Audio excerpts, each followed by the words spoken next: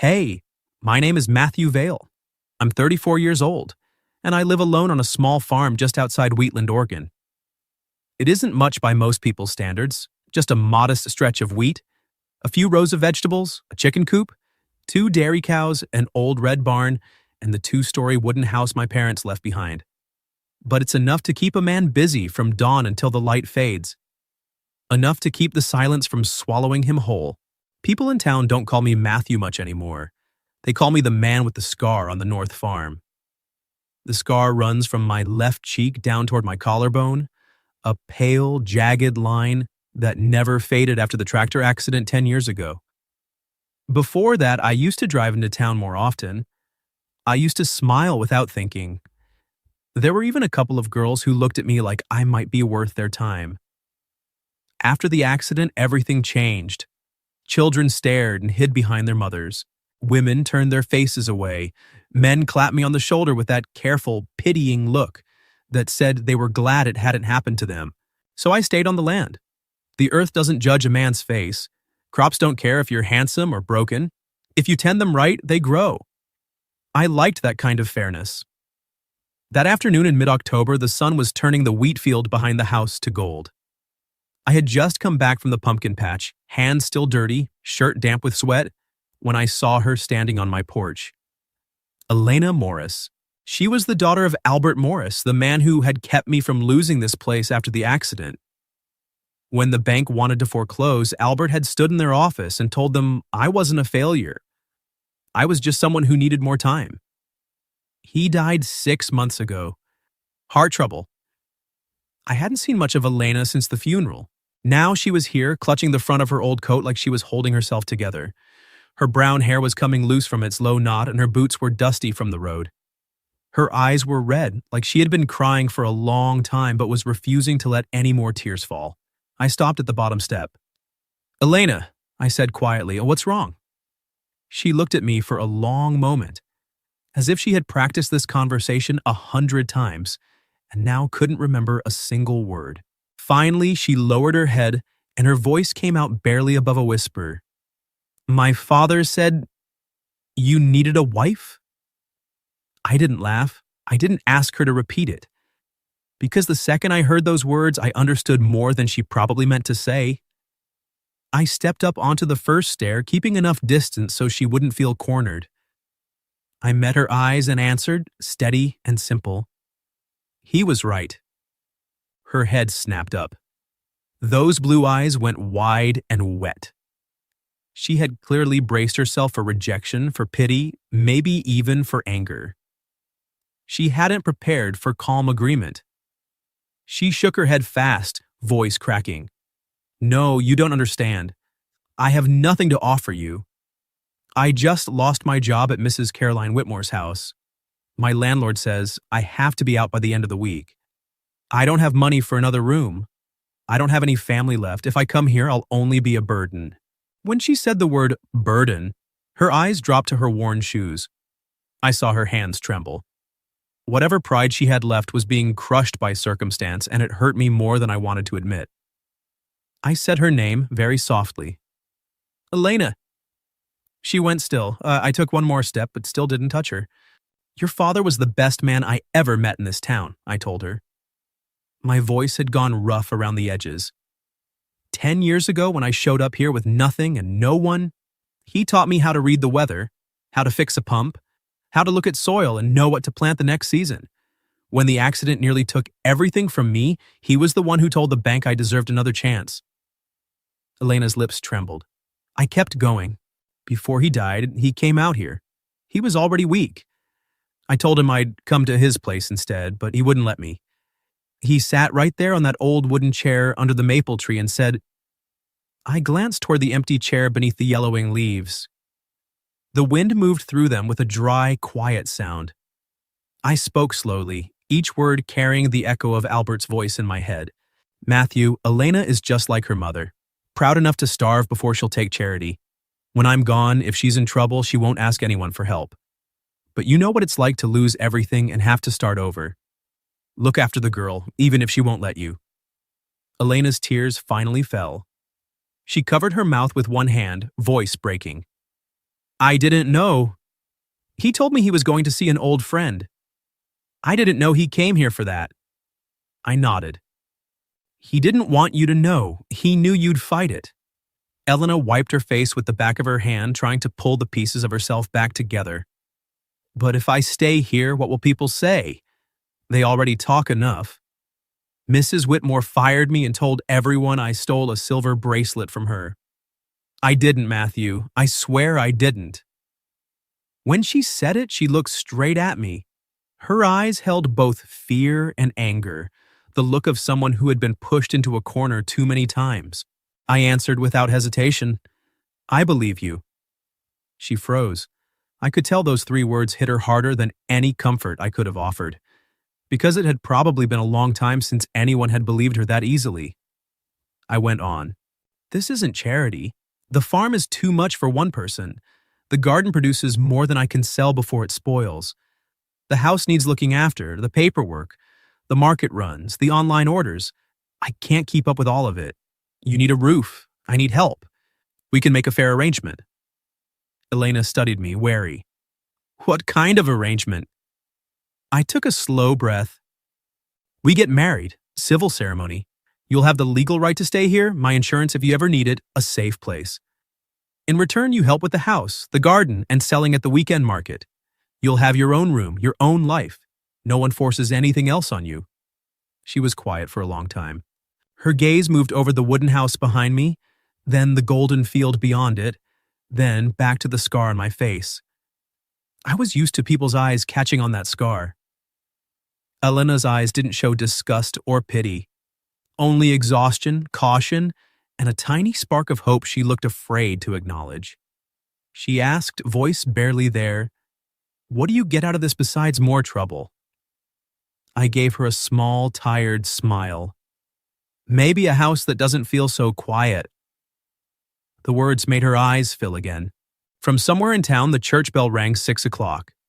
Elena stood there in the fading light, caught between losing everything and starting over. At last she drew a shaky breath and lifted her chin, even though her eyes were still afraid. When? I looked at her and understood she wasn't asking about paperwork anymore. She was asking about a real turning point. I answered, Monday, the courthouse opens at 9. We keep it simple. No party, no noise. Elena nodded slowly. Then Monday. I stepped up onto the porch and opened the front door, holding it for her. Come inside tonight. Whatever you decide, you don't have to go back to that room in tears. She stood still for a few seconds. Then she walked past the threshold. And I didn't know it yet, but from that moment on, the quiet life I had built for myself began to change direction. Monday morning arrived with a pale, clear sky. I woke before the sun and lay in bed longer than usual, staring at the ceiling. The house felt different already, like it was holding its breath. Down the hall, Elena's door was still closed. I hadn't heard her move around during the night. I wondered if she had slept at all. I shaved carefully for the first time in months, avoiding the scar as best I could. The white shirt I pulled from the back of the closet still smelled faintly of cedar from the trunk, where my mother used to keep winter clothes. The black jeans were the only pair without grease stains. I even cleaned my boots. It wasn't much, but it was the best I could do. When I came downstairs, Elena was already in the living room. She stood near the window with her back to me, wearing a simple, deep blue dress with small white embroidery along the collar. It was modest and a little old-fashioned. She turned when she heard my boots on the floor. The dress had belonged to her mother. She didn't have to say it. I could tell by the way she touched the fabric, like she was afraid it might disappear. She looked at me and went still. Her eyes moved over the clean shirt, the shaved face, the boots. Something in her expression softened, though she tried to hide it. You look different, she said quietly. I didn't know what to do with my hands. So do you. Her cheeks colored. She smoothed the front of the dress and looked down. It's nothing special. It's enough, I said, and I meant it. We didn't talk much on the drive into town. Elena kept glancing at her hands in her lap. I kept both hands on the wheel and tried not to think about how small the cab of the truck suddenly felt with her sitting beside me. Sebastian Cole was already waiting outside the courthouse when we arrived. The old man wore his good Sunday shirt and had combed up what was left of his hair. He shook my hand, then turned to Elena with a gentle nod. "Your father fixed my mower for free one whole summer," he said. "He was a good man. I think he'd be glad you're not alone anymore." Elena's eyes shone, but she didn't cry. She only whispered, "Thank you, Mr. Cole." Rosa arrived a few minutes later. She hugged Elena hard and then looked me over with open suspicion. I didn't blame her. She pulled Elena aside and spoke in a low, urgent voice I wasn't meant to hear. "Are you sure about this?" Elena glanced at me across the hallway. Her answer was quiet but steady. "I don't know what will happen, but I know he doesn't see me as a burden." Rosa studied me for another moment, then gave a small, reluctant nod. The ceremony itself was over in less than 10 minutes. A county clerk read the legal statements in a flat, bored voice. There was no music, no flowers, no guests except the two witnesses. When it came time for the rings, I took my mother's old silver band from my pocket. It was simple, a little worn at the edges. Elena stared at it. "It was hers," I said quietly. "I don't have much left of her. If you don't mind." She held out her left hand without speaking. Her fingers trembled just once when I slid the ring on. It fit better than I expected. The clerk cleared his throat. "You may kiss if you wish."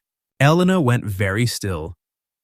I saw the hesitation in her shoulders and decided not to make it harder for her. I leaned in slowly, giving her every chance to step back. She didn't. I pressed my mouth to hers for no more than a second. It was barely a kiss at all, just the briefest touch, but when I straightened up, I saw her eyes had gone wide and dark. She looked as surprised as I felt. Sebastian clapped his hands once, the sound loud in the quiet room. Rosa laughed through sudden tears. "Congratulations, you two," Sebastian said, voice rough. "Now go on home. A house with a woman in it shouldn't have a cold stove." On the way back, Elena sat with her hands folded in her lap, staring at the silver ring. She turned it slowly with her thumb like she was trying to convince herself it was real. "You hungry?" I asked after a while. She looked over at me as if she had forgotten food existed. "A little. I've got bread and cheese and some ham. I'm not much of a cook, but I've managed not to poison myself so far." A small laugh escaped her. It was the first real sound of relief I'd heard from her since she appeared on my porch. "I can cook," she said. "My mother taught me. When my father was sick, I made his meals every day." She stopped. The sadness that lived just under her skin showed itself again. I didn't offer empty comfort. I simply reached across the seat and rested my hand over hers for a moment. She didn't pull away. When we turned onto the dirt road that led to the farm, Elena looked out at the fields and the old red barn. "It's bigger than I remembered," she said softly. "Too big for one person," I answered. Then I glanced at her. "Not anymore, though." She didn't reply, but I saw her fingers tighten around the fabric of her dress. Inside the house, I showed her the room upstairs that had once been my mother's. It was simple. A wooden bed, a small dresser, an old mirror, and a chair by the window that looked out over the wheat field. On top of the dresser, I had placed a mason jar of wildflowers I picked that morning before she woke up. Elena stood in front of the flowers for a long time. I felt suddenly foolish. I don't know what women like. I just thought a new room should have flowers. She turned around. Her eyes were wet again, but this time the tears looked different, lighter. "Thank you, Matthew," she said. "Not just for the room, for making me feel like I'm not something that got left behind." I didn't know how to answer that, so I only nodded. That evening, we ate our first real meal together in the kitchen. I cut the bread while Elena moved around the stove like she already belonged there. In 20 minutes, she had eggs with ham and fresh herbs, toasted bread with honey, sliced tomatoes from the garden, and hot coffee. I sat down and took one bite, then another. I didn't speak for a long time. Elena watched me worried. "Is it bad?" "No," I said. "It's so good I'm embarrassed I've been calling dry bread breakfast for the last few years." She smiled, and for the first time since I met her, The smile reached her eyes. We talked while we ate. She told me about her mother dying when she was 12. I told her about mine dying of fever when I was 24. We didn't say much after that, but the silence between us felt different than before. It felt like we were both recognizing the same shape of loneliness in each other. Later, when we climbed the stairs, we stopped in the hallway. Her door was on the left, mine was on the right. I cleared my throat. Your room's on the left, mine's on the right. You can lock the door if you want. Elena nodded. She rested her hand on the doorknob, then looked back at me. Good night, Matthew. Good night, Elena. She hesitated. A faint blush rose in her cheeks. Good night, husband. The word landed in the quiet house like something fragile and important. She slipped into her room and closed the door before I could answer. I stood in the hallway longer than I needed to. For the first time in many years, the old wooden house didn't feel quite so empty. The next morning I woke at my usual hour before the light had fully reached the fields. For a few seconds I lay still, listening. The house was quiet, but not the same kind of quiet as before. There was someone else breathing behind one of the closed doors. I went downstairs and tried to make breakfast the way I always did, eggs in a pan, bread in the toaster. I burned half the eggs and the toast came out black on one side. I was standing at the stove staring at the mess like it had personally insulted me when Elena walked into the kitchen. She had changed into a simple gray cotton dress and tied her hair back. She stopped when she saw the smoke. What are you doing? She asked, half surprised, half amused. I looked at the ruined pan and sighed. I thought I was making breakfast. Turns out I was just threatening the kitchen. Elena laughed. It was a real laugh, soft but bright, and it filled the room in a way the house hadn't heard in years. She stepped forward and gently took the pan out of my hands. Go wash up, she said. When you come back, there will be actual food. I started to argue, then saw the look on her face and decided it was wiser to listen. 20 minutes later, I returned to the smell of proper cooking. On the table were rolled eggs with ham, toast with honey, sliced tomatoes from the garden, and hot coffee. I stood in the doorway for a moment, not sure what to say. Elena saw my expression and her cheeks turned pink. This is what a wife does, she said, trying to sound practical. Even if it's only on paper, I can still feed you properly. I sat down and took the first bite. Then I didn't speak for a long time. Elena started to look nervous. Is it bad? No, I said. It's so good I'm ashamed of every breakfast I've made myself these last few years.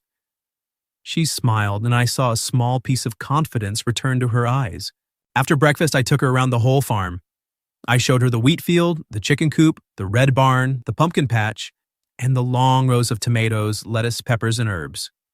She walked slowly between the plants, then knelt down without being asked and started pulling weeds from around the tomato plants. These need support, she said, voice suddenly sure. If you don't stake them, the fruit will pull the stems down.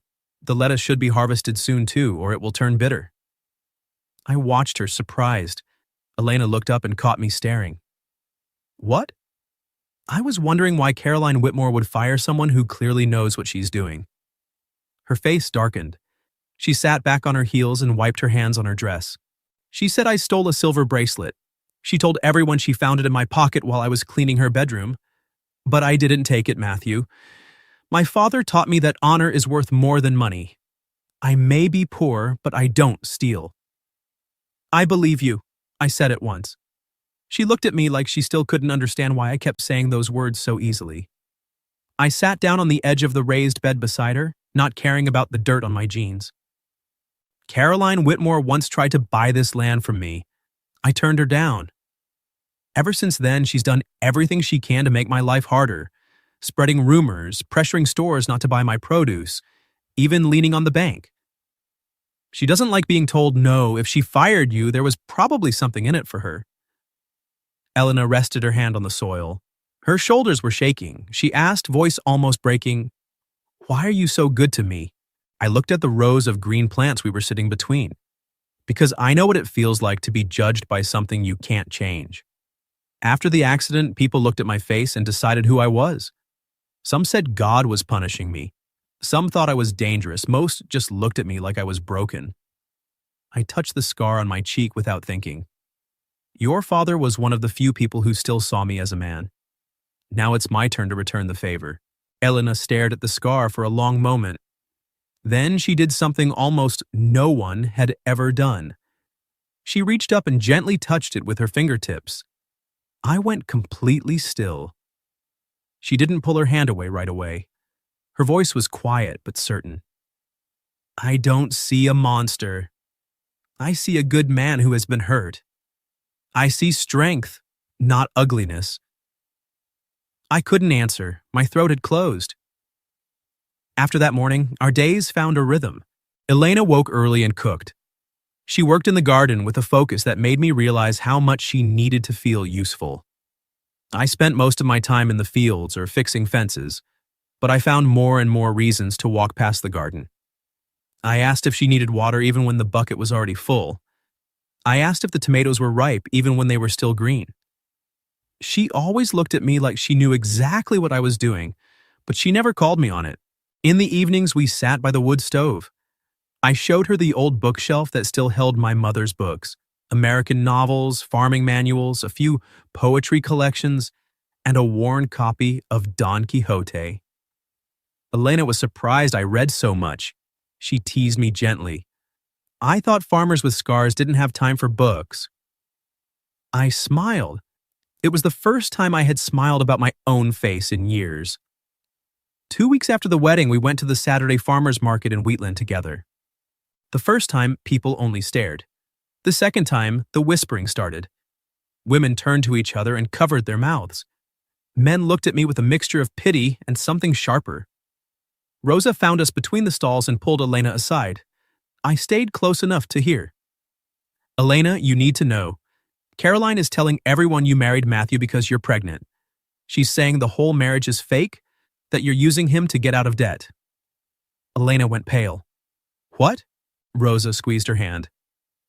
I know it's a lie, but people are talking. She's also saying you seduced a lonely man. That was when Caroline Whitmore appeared. She was in her 50s, wearing an expensive coat that didn't belong at a farmer's market. Her jewelry caught the light every time she moved. She stopped in front of our table and looked Elena up and down like she was inspecting something cheap. Well, the new bride, Caroline said, voice sweet and poisonous. You look right at home selling vegetables, Elena. Even if your father tried to make you look like a lady, you always end up back where you belong. I kept my voice cold. Morning, Mrs. Whitmore. You here to buy something or just wasting our time? She turned to me with a sharper smile. Still blunt, Matthew. I suppose desperate men don't have time for manners. Then she raised her voice just enough for the neighboring stalls to hear. How's married life? Have you realized your mistake yet? The whole town knows she only married you to escape being homeless. Before I could answer, Elena stepped closer to me and took my hand in front of everyone. Her fingers were cold, but her voice was clear. My marriage to Matthew is our business, not yours. And if you care so much about our lives, maybe you should ask yourself why your own life is so empty that you have to fill it with cruel rumors. The market went quiet. Caroline's face flushed dark. You're nothing but a penniless orphan, she hissed. I can destroy you with one word. Elena's grip on my hand tightened, but she didn't back down. You already tried. You accused me of stealing. You took my job. You tried to put me on the street. But I'm still standing here because the truth is stronger than your lies. Caroline's voice dropped, low and vicious. The truth is you climbed into his bed before you were married. The truth is there's probably a bastard in your belly right now. A ripple of shocked whispers moved through the crowd. Elena went white. I felt her hands start to shake. I stepped forward. Elena is my wife in the eyes of the law and before God. She has more honor than anyone spreading lies out of spite. If anyone here wants to speak badly about my wife, they can say it to my face. But I'm warning you now, I won't stand by and watch anyone drag her name through the mud. Father Thomas, who had been buying vegetables for the church, walked over. He looked at Caroline with quiet disappointment. Mrs. Whitmore, those are serious accusations without proof. A decent community isn't built on slander. I suggest you apologize or leave. Caroline looked around and realized the crowd was no longer on her side. People had seen Elena holding my hand. They had seen the way I stood in front of her. They had seen that whatever this marriage was, it didn't look like a performance. She spoke low, full of threat. "This isn't over." Then she turned and walked away. Elena stood beside me, still trembling. I leaned down and asked quietly, "You all right?" She looked up at me. Her eyes were red, but she hadn't broken. "No," she said honestly, "but I won't let her decide who I am." I took her hand again. "From now on, we face this together." It was the first time I had said "we" and truly meant it as something more than an arrangement. Something between us had shifted. It no longer felt like we were only surviving. It had started to feel like we were becoming a family. 3 days after the market, the sky changed. From early morning, the clouds had been gathering low and dark on the horizon. By midday, the wind had picked up, bending the wheat and making the old maple tree groan. I stood on the porch watching the sky and knew we were in for a bad one. I went into the kitchen where Elena was washing vegetables. "Elena," I said, "a big storm is coming. I need to secure the barn, cover the hay, and lock up the tools. Can you get the chickens inside, close all the windows downstairs, and bring in extra water?" She dried her hands immediately, face serious. "Yes, I'll do it now." We worked in tense silence. Elena carried firewood inside and filled buckets with water. I nailed extra boards across the barn doors and checked the cows. The wind was already strong enough to push against my body when I crossed the yard. The rain started just before dark, heavy, driving sheets that sounded like gravel hitting the roof. I was in the barn tightening a tarp when I heard the chicken coop door slam open in the wind. Several chickens were already out, running panicked in the downpour. I shouted toward the house, "Elena, get inside, I'll handle it." But she had already seen them. She came running through the rain in her old coat, hair plastered to her face, trying to catch 2 of the terrified birds near the big oak tree. I dropped what I was doing and ran after her. "Elena, go back!" She caught one chicken and bent to grab another. At that exact second, I heard a loud, sickening crack above us. I looked up. A thick branch of the old oak had split and was falling straight toward where she stood. My blood turned to ice. "Elena!" She looked up too late. I lunged forward and threw my whole body into hers. We hit the ground hard and rolled through the mud as the branch crashed down exactly where she had been standing. The impact shook the earth. I ended up on top of her, arms braced on either side of her shoulders, breathing hard. Rain poured over both of us. Her wet hair stuck to her cheek. Her eyes were wide with shock. I was almost shouting, voice raw with fear. "Are you out of your mind? Do you have any idea what just happened? You could have died over a couple of chickens." Elena was still clutching the bird against her chest, breathing fast. I didn't want them to die." I grabbed her shoulders, my hands were shaking. "Chickens can be replaced. You can't." She looked at me. I knew she heard what I hadn't said out loud, that the thought of losing her had terrified me more than anything in years. "Matthew," she whispered. Lightning split the sky. I kissed her. It wasn't like the careful kiss at the courthouse. This one was desperate and rough and full of everything I had been holding back for weeks. Fear, relief, want, and something deeper I was no longer willing to name.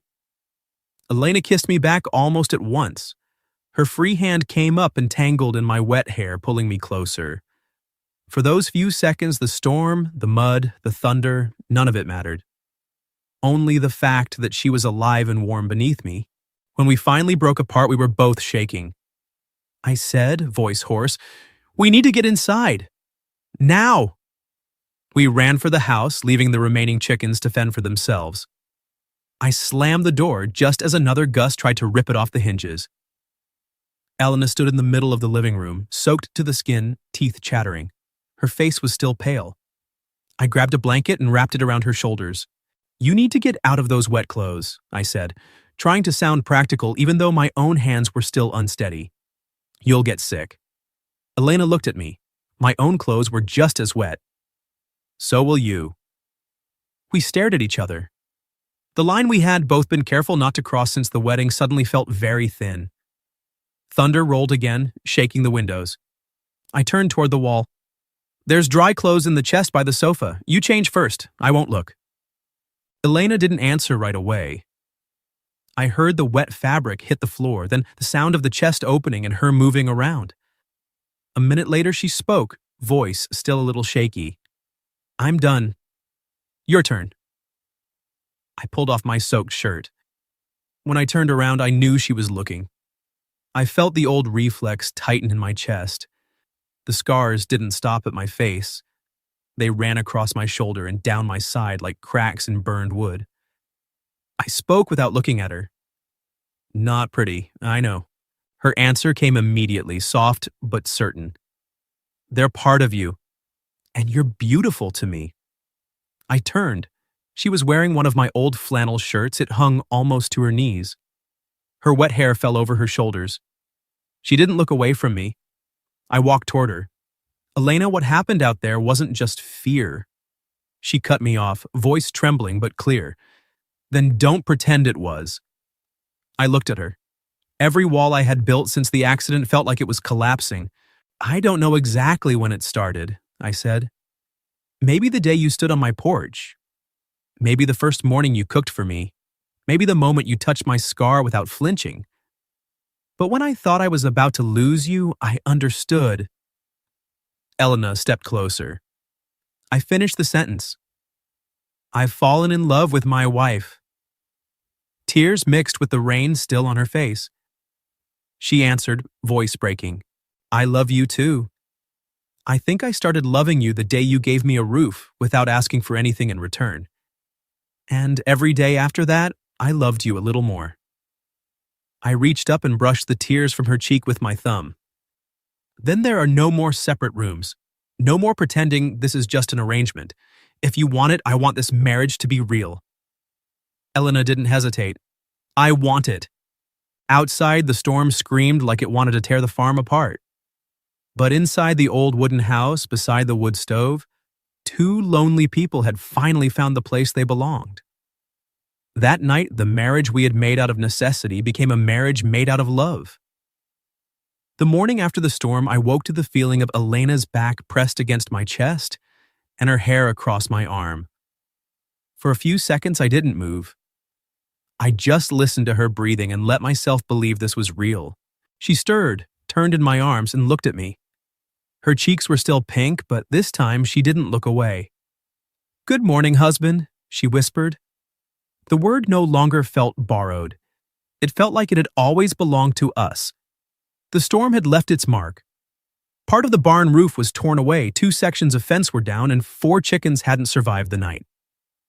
Elena stood in front of the coop with her arms wrapped around herself, eyes full of guilt. "I'm sorry," she said quietly. "If I hadn't been so stupid and run out there..."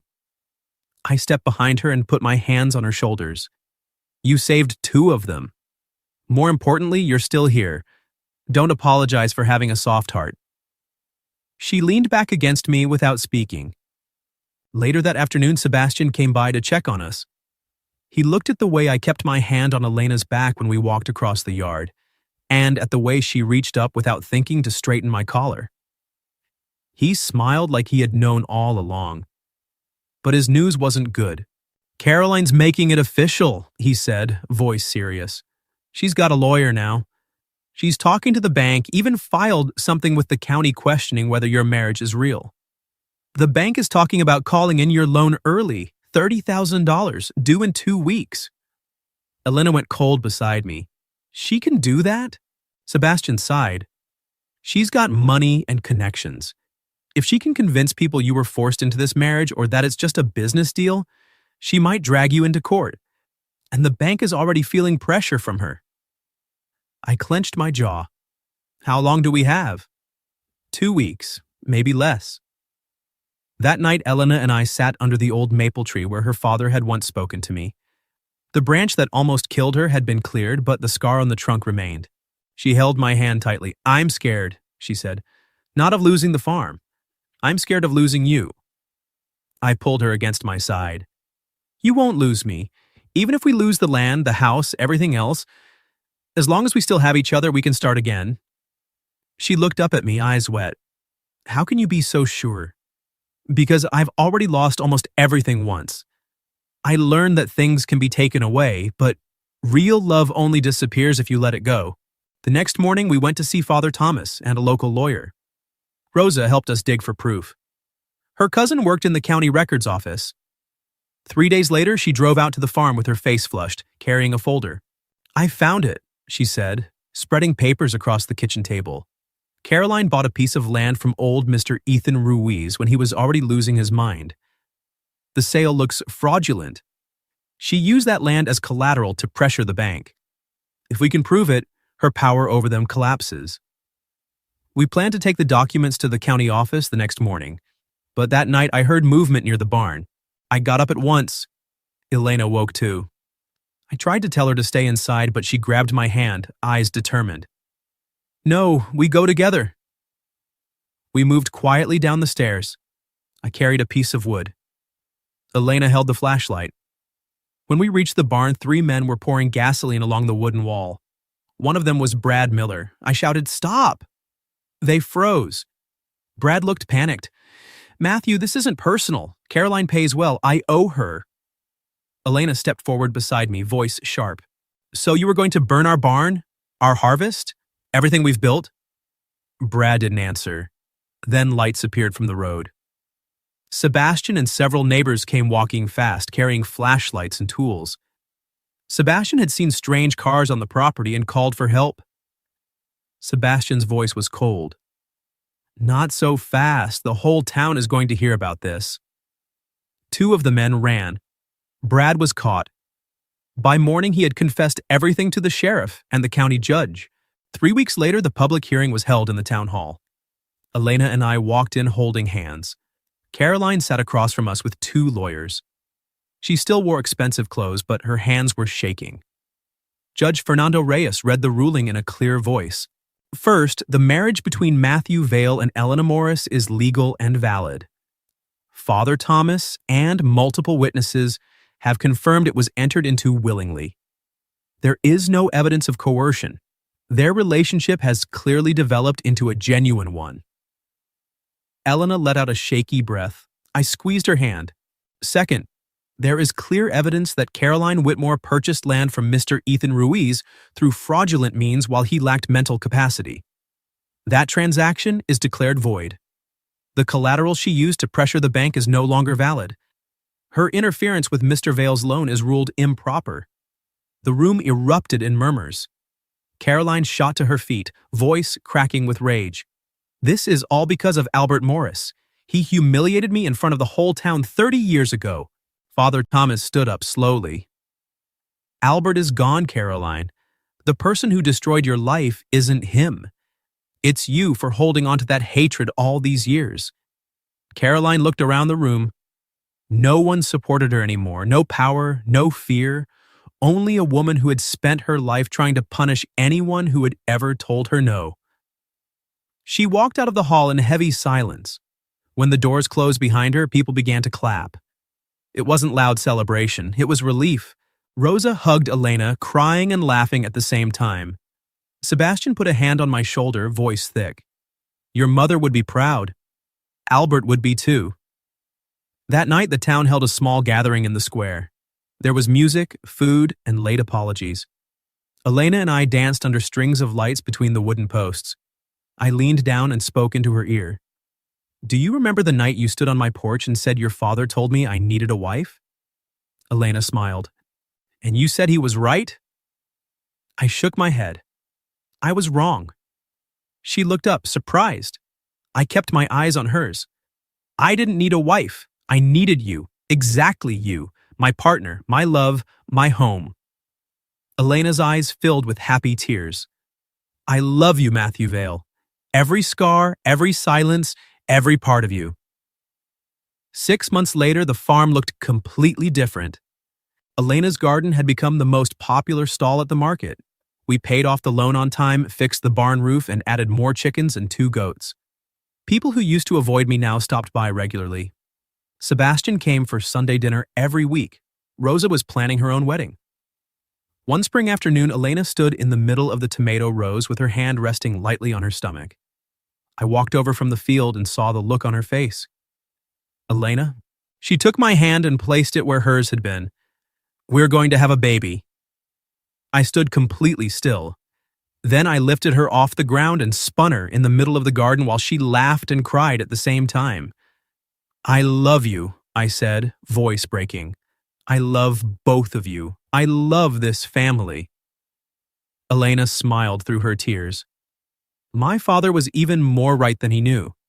You didn't just need a wife, you needed a family.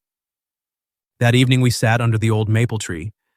I had built a new wooden bench there and carved our initials into the back, M and E intertwined. Elena rested her head on my shoulder. She spoke softly into the wind. Thank you, Dad. You were right. I looked out at the sun setting behind the wheat field, my arm around my wife and my hand resting over the place where our first child was growing. I had once believed my life would only ever be soil, seasons, old scars, and silent rooms. But Elena had stood on my porch with a trembling voice and one simple sentence, and from that sentence I had been given everything.